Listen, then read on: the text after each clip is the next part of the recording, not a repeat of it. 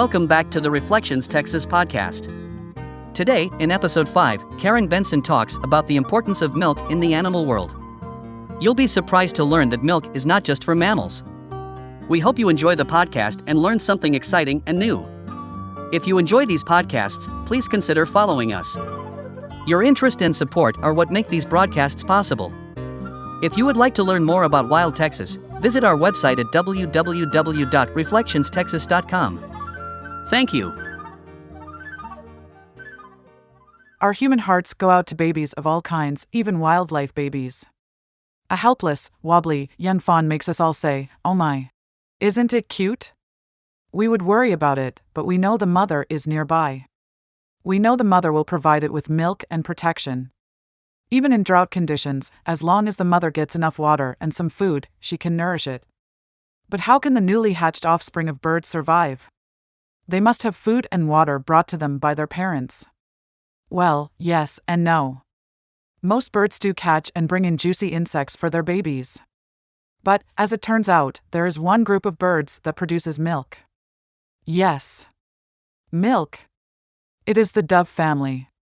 Doves and pigeons all have the remarkable adaptation of producing pigeon's milk. This milk is a creamy secretion produced by the cells lining the crop of these birds.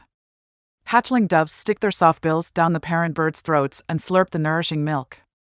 It is chemically almost the same as mammal's milk and is high in protein, fat, and calcium. Biologically, pigeon's milk comes from the same type of fatty cells shed by the milk ducts in mammary glands. And, as in mammals, milk is portable, renewable, and rich. It is just what the fast-growing, helpless young need to thrive. Baby doves eat only pigeon milk for the first 5 days. After that, the parents regurgitate partially digested seeds along with the milk. Doves and pigeons go one step further than mammals in milk production. Only female mammals secrete milk. But male doves produce pigeon milk just like female doves. In Texas, there are 7 species of doves. The white-winged dove, the mourning dove, the pigeon, the Inca dove, and the common ground dove are the most readily seen. All of these are fairly comfortable around humans. Many people raise pigeons, and escapees, known as feral pigeons, live happily in cities. Mourning doves and white-winged doves do well throughout South Texas, in both town and country, and Inca doves prefer towns. The common ground dove is more inclined to live in rural areas where it can feed on small seeds on the ground.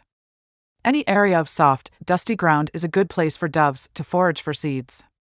In the same soft sand, you can see long, meandering trails of dove tracks. These trails look like someone has drawn a braided pattern in the sand. Doves and pigeons walk rather than hop. They put one foot in front of the other, almost overlapping because their legs are so short. And, the poor things are more than a little pigeon-toed. Doves generally mate for life. And they can be especially lovey-dovey. They sit close beside each other, cooing and touching their bills together, and it is rather sweet. No wonder doves are considered symbols of peace, gentleness, and love. Another characteristic of doves and pigeons is their method of drinking. A dove will immerse its bill nearly up to its eyelids and suck in water, just as you might use a straw. Most other bird species must take in a bill full of water and tilt their heads back to let the water run down their throats. Our littlest dove, the palomacida as it is known locally, is a small, compact bird with a short tail. These palomacidas, or common ground doves, look something like mourning doves. They can be found in the same regions, even side by side, so some observers claim they are baby mourning doves. But this is incorrect. Once a baby dove of any species is old enough to have feathers and leave the nest, it is nearly as big as an adult. Thus a half-sized dove is most assuredly a common ground dove, not a baby of a larger species. There are 2 strategies for producing baby birds. The dove strategy is one kind. Dove babies are hatched out naked, blind, and undeveloped. Parents must feed them while they develop and get feathers.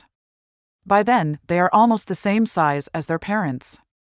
In the other strategy, baby birds hatch out with fuzzy down covering their bodies, and they can walk and feed themselves in just a few hours and stay smaller than adults for weeks.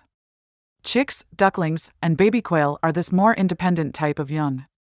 We do what we can to provide water and supplemental food for the wildlife species around us. But the strategies they use and the biological adaptations that brought them to this time and place will make a difference in whether they can withstand the harsh Texas conditions. Hopefully, they and their babies will survive.